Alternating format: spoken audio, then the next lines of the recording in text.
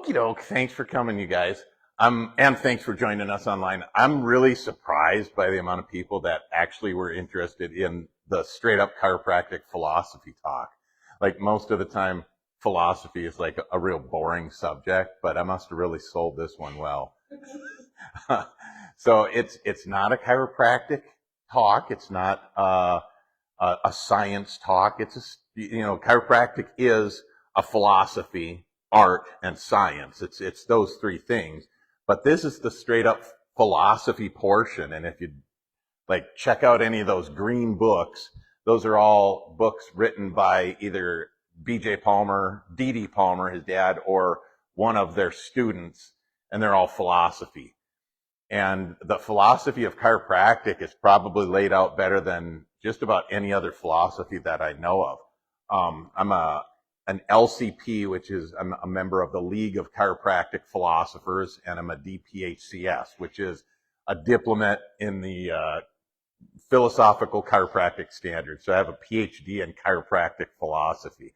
Again, you couldn't think of anything more boring to do with your life. But so I love this stuff, and I really get nerdy about it. And you're going to have to keep me on track here, because I like to keep it to a half an hour so that people aren't falling asleep. But in chiropractic philosophy, there are 33 principles of chiropractic philosophy. And if you know anything about deductive reasoning, you can deduce from the major premise all the way down to the 33rd principle, and they just logically follow. But we want to talk about the major premise tonight. The major premise, or the first principle in chiropractic philosophy. I'm going to lower that just a bit. Sorry. Yeah, there we go. Is a universal intelligence is in all matter and continually gives to it all its properties and actions, thus maintaining it in existence. That's how it's written. All right. Now, any of you guys who have been here for the other, especially the above the Atlas presentations, when we talk about intelligence there, we're not talking about God, a universal intelligence in all matter. We're talking about intelligence when we say in like the Central Intelligence Agency. We're talking more about facts and laws and universal principles, okay, rather than an intelligent being. Okay, we'll kind of get into that a little bit, but we talked about the fields. All right, so we're going to go into that a little bit more and see where that actually fits in and where that comes from in chiropractic philosophy. But that's the major premise. Okay, so when we look at universal intelligence from that article, universal intelligence is defined as the infinite intelligence that is the source of everything in the universe, the infinite intelligence pervading all space and matter, which creates and governs all things, both material and immaterial. Now, to me, that sounds like we're talking about God, okay? But when this was written in 1927, it was assumed the model of the universe was the static infinite, okay? It was static and it was infinite. So universal intelligence, then, the facts and immaterial intelligence that orders the universe could, in that case, be infinite. Okay, but then later we found out, okay, the universe is not infinite, so therefore universal intelligence can't be infinite. Just that program, we talk about it as a program written to run the universe, like all the particles in the universe, to order everything. That program doesn't have to be infinite if an infinite programmer programmed it. Does that make sense? Okay, so is it God? Is it equatable with the first cause? Hey, Louie, come on in. Is it the same as source? So in chiropractic philosophy, we have universal intelligence kind of laid out, and then the framers came up with this idea of a source of that universal intelligence. Okay, chiropractic is a philosophy of things natural. It doesn't really go into the supernatural. So when they were writing early on about this universal intelligence, saying, okay, there's this program, this intelligence, this bunch of immaterial facts and things, that principles that lay out how the universe is supposed to work. This exists, but there is a source of it. Okay, so that universal intelligence, they realized, isn't God. We could just say there is a source, and in chiropractic philosophy, they don't go any further in talking about source other than to say that source is actually the power that supplies the universal with intelligence, force, and matter. So it actually supplies the universe with those laws and that program. All right? So that we would equate with God. They don't go any further into God, but they just say, okay, that universal intelligence, at first we thought it was God. We realized the universe isn't actually infinite. It's finite. It had a finite beginning. It's expanding. So universal intelligence, then, those facts and laws, that program came into existence at the same time as everything else that was created. Okay? So source, then, is that infinite power that supplies the universe with intelligence, force, matter, everything. They thought at first it was another name for universal intelligence. Then they figured out, okay, it's actually something different. Universal intelligence isn't infinite. So the question of first cause is kind of what got them thinking along those lines. So the interesting thing, when they talked about the Big Bang Theory and the singularity, there was a guy from Cambridge who wrote a book on this, and he said the interesting thing about that singularity is that there is no explanation as to why it occurs, in terms of science anyways. It marks the edge of the universe in time. There's no before, no reason why histories begin, no cause of the universe. It's a description of true creation out of nothing. So this is a guy who's at the forefront of the scientific community, definitely not a Christian, not a believer, but he's saying, okay, we can't explain that there is any cause for that first cause. So from the major premise, though, we would look at it and say, okay, there's a universal intelligence in all matter, continually gives to it all its properties, blah, blah, blah. Where is universal intelligence not? Okay? Again, when we're talking about universal intelligence, we want to think of it as the program that was written for the operation of every particle and everything in the universe. Okay? So where does that program not exist? In a vacuum. Okay? So remember, in the beginning, right, there was nothing. And this guy that wrote this quote, a place is nothing, not even space, unless at its heart a figure stands. So we were talking about this in the fields talk, in the Above the Atlas, that when God says, let there be light, that very first particle or photon of light brings in, okay, let there be light. So as the programmer, okay, God has to already have the understanding and know what is light. What are all the properties of light? What are all the laws? And I wrote this word down, and now I'm blanking on it. But what are all those principles and facts and everything information-wise about light that he had to understand to speak that into existence, right?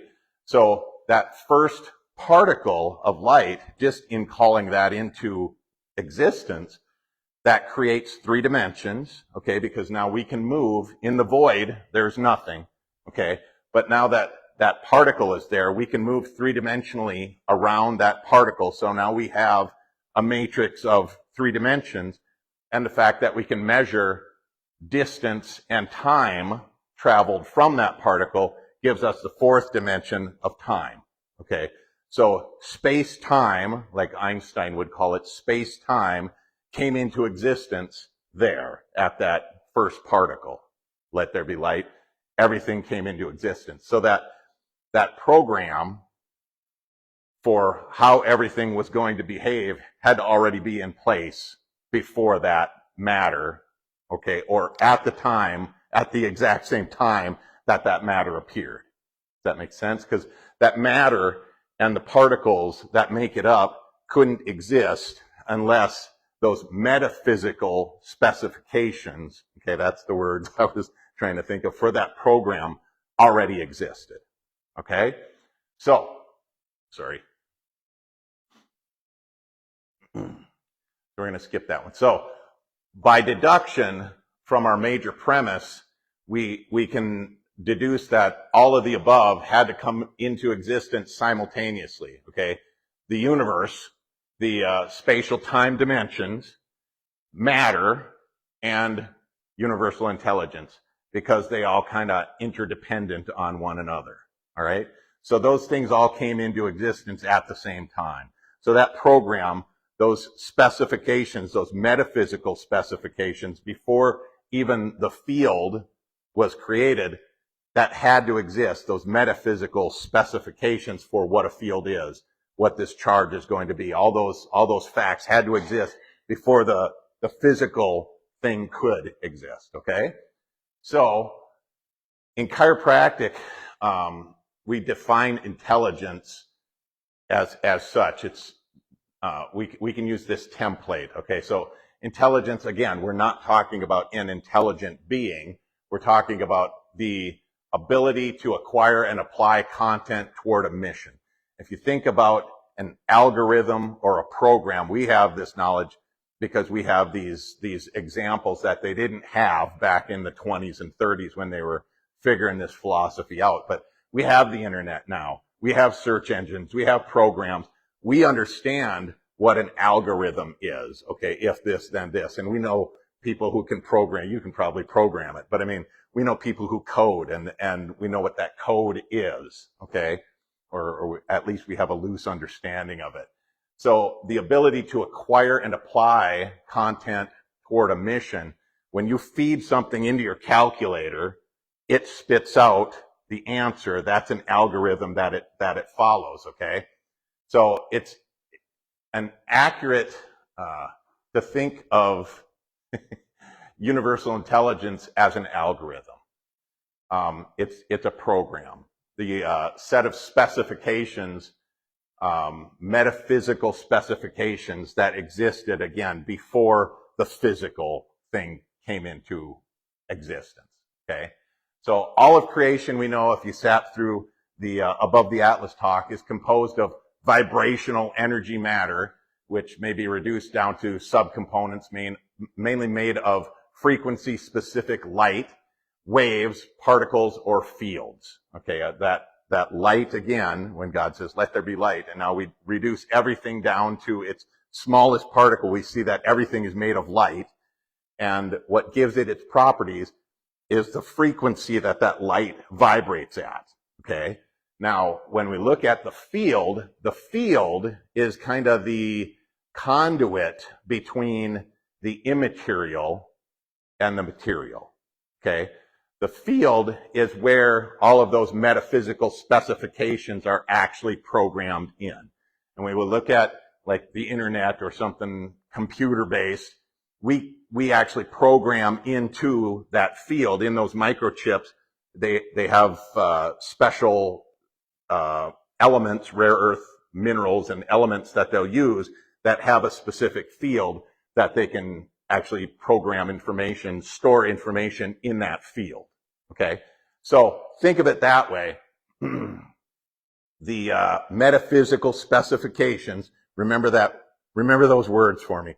That term, metaphysical specifications, because that's what a program is. Okay, that's what universal intelligence is. It's programmed into those fields. All right, somebody had to program it, obviously, but that program exists in that field, and then because that field, the field shapes all of reality, because there is a field associated with every single particle. That field continually gives that matter or those particles its properties and thus maintains it in existence as such. Okay? So remember that first principle, the first principle, the main, what did I call it? The main, did I have it on the, no. Huh? The first principle anyways, that there's a universal intelligence in all matter that continually gives it its properties and maintains it in existence. Where is that universal intelligence? It's in that field, okay? That program has been programmed into those fields that, again, are associated with every quantum particle that makes up every energy and every matter that we know of. Does that make sense? Okay, so far so good. So, universal intelligence, it's not conscious. It doesn't choose this or that. It's a program, okay? Kind of like AI, even the most sophisticated AIs are still an algorithm that take information and feed it through this if-then, algorithm to spit out an answer, kind of like a calculator, if you're going to boil it down very simplistically. So, when we're talking about universal intelligence, okay, it is facts. It's the realm, it's in that realm of fact, like a fact exists, but can you feel it? Can you touch it? No, but it's just as immutable as this granite, okay? A fact definitely exists. That code had to be encoded into the field for that fact to exist. So it's a fact that each point in that field then has a specific value and probability that was already programmed into it, okay? It's a fact that these values that have been programmed into those fields give each field a unique characteristic. So we talk about things like gravitons and photons, and those photons carry the electromagnetic force, okay? Electromagnetic fields are associated with that, but gravitons are associated with the force of gravity or gravitational fields, and there are other quantum particles that are field carriers that we can look at later, but those fields, like I said, these facts, the field underlies all matter, okay, and energy. So these facts themselves underlie every field, and the field then is a force, okay? That's kind of the between intelligence and matter is that field. And that field is considered a force. So for chiropractic philosophy, anything to exist, it has to have three components. The intelligence, okay, the code has to be written for that thing to exist. The field, where it's actually programmed in, which is a force, okay, and then matter, right? So we all understand matter. It's this stuff, okay? But for this stuff to exist, there has to be first that intelligence, that program, and then a field that it was programmed into that gives all these particles their characteristics, and then boom, we have that matter there, okay? So intelligence, force, and matter. The chiropractic definition of life is the expression of intelligence through matter, okay? So if we got this hard stuff, there is a program that's being expressed there. It was programmed into the field that gives this particle matter its properties, and then the matter, is united, the intelligence and the matter is united by that field, which is a force, and it can be a static force or a kinetic force, okay? So a field equals a force, which equals an act, all right? So a fact is greater than an act is greater than matter. Does that make sense? So we have to have the fact first, that's the program. The act is the force, and the matter. So the fact acts on the matter by way of that field. Does that make sense? Okay, so it's all programmed into that field, those metaphysical specifications. So I like to think of things in terms of dimensions. Space-time, we talked about the 3 spatial dimensions, and then the 4th dimension of time, okay? That's really tough to see, sorry guys. So we have up here, UI, that's universal intelligence, that's that program, and that exists in the 5th dimension. So it's the universal intelligence then is those metaphysical specifications, that program, and it's going to be programmed into the field, which is kind of at the border here between the 5th and the 4th dimension. Okay, it's a higher dimension, which gets programmed in there, and then the program gets expressed in the 4th dimension and the 3rd dimension. So 4th dimension, things that only exist in 4th dimension don't have a spatial dimension to them, but they exist in time. Does that make sense? Like a thought exists in this moment of time. You can't see it or measure it, but it exists in time. Okay, there are those things that have been programmed in that will have no spatial or mass to them, like some of those particles we talked about in the above the atlas, the bosons, they have no mass. Okay, they really only exist in time when you're looking at a 3-dimensional entity that has no mass. It's not even really a point. Okay, it's infinitely small, but it exists in time, and there's a charge or something there, right? So there are things that only exist in that 4th dimension. Like I said, a thought, an impulse, something like that exists in time, but it doesn't have 3 dimensions to it. Okay, so that field can exist in time and then act upon particles that have mass and space to them. And now we're going to get matter that's been specified by that program. Okay, so that's kind of the flow of information. That field, we say in a vacuum state, a field will exist in time but not have any space. Okay, so at the lowest level of energy, those fields, there's no matter, no mass, no charge, but it exists in time. Okay, that field at its lowest state still exists there. But I like this little visual here because this is upside down, but if you think about like a clear vacuum state field, okay, if we had water here, on the very surface of that water, if it was just dead clear, there's no particles there. But now, if we decide that we're going to hit a tuning fork and we're going to use 32 megahertz and we're going to stick that in that water, it'll vibrate the surface of that water at 32 megahertz, and it'll start producing particles. Okay, those particles, we'll think of it as matter, pop out of that field. Okay, because of the frequency that we've programmed into that field. That's kind of how matter is manifest through a program into a field. Does that make sense?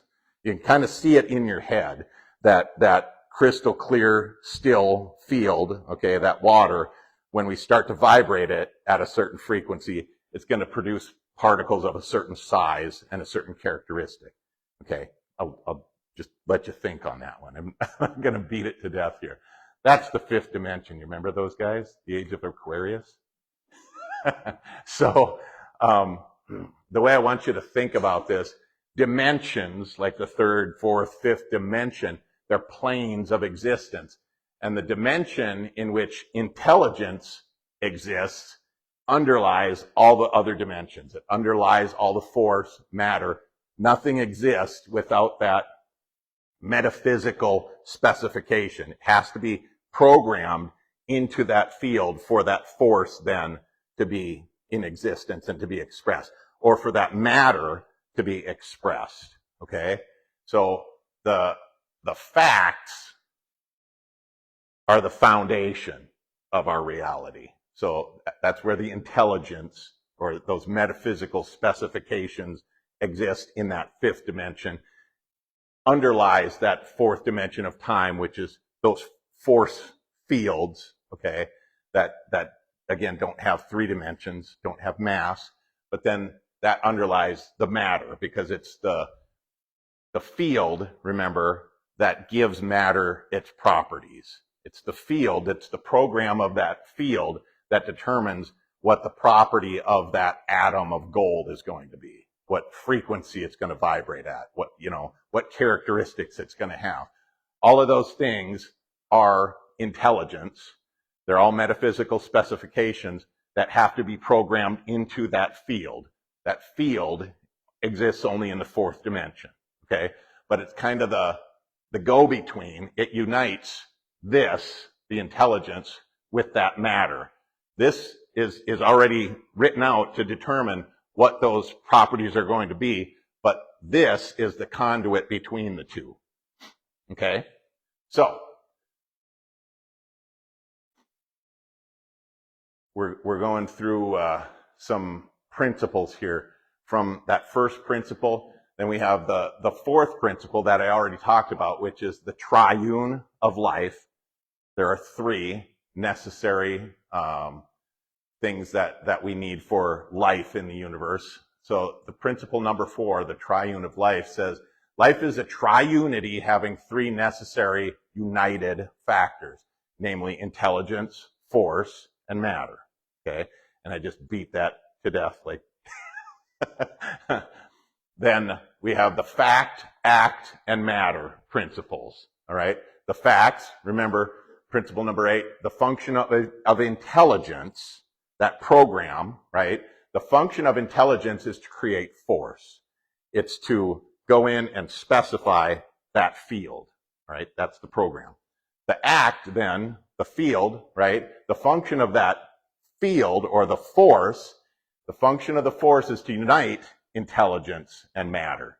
So I've written my program, I punch it into that field, and that's going to ultimately manifest the properties of this matter, okay? Because that field exists around all this matter and gives it those properties that I've programmed in, okay? And then the matter, principle number 13, the function of matter is to express force. So that matter simply exists to express the program that was programmed into those fields. That makes sense? Okay. So, boring, thought-provoking, and. All right, so for tonight, that's it. We just talked about universal intelligence, which is basically the entire program, all the metaphysical specifications that exist in the universe. There are subsets of those programs, that intelligence, that only apply to certain systems, like the body of a living thing, all right? That's innate intelligence. So all the intelligence in the universe, universal intelligence, all right? That includes everything. But we can take from that these different programs that apply only to a living thing, and we can talk about that. So next week, we'll break down universal intelligence to a more applicable, something that you'll see in your own body, that innate intelligence, which is that program specifically tells your body what it's supposed to do and how it's supposed to run, okay? So thanks again for coming. Thanks for not falling asleep. Thanks for smiling and nodding. And join us next week. And again, anybody who sits through one of these torture sessions, if you haven't been checked out by a chiropractor, we do that at no charge for the people who sit through these. Free exam, x-rays, also 2 free adjustments for anybody who sits through these, okay? Thanks again, and have a great evening.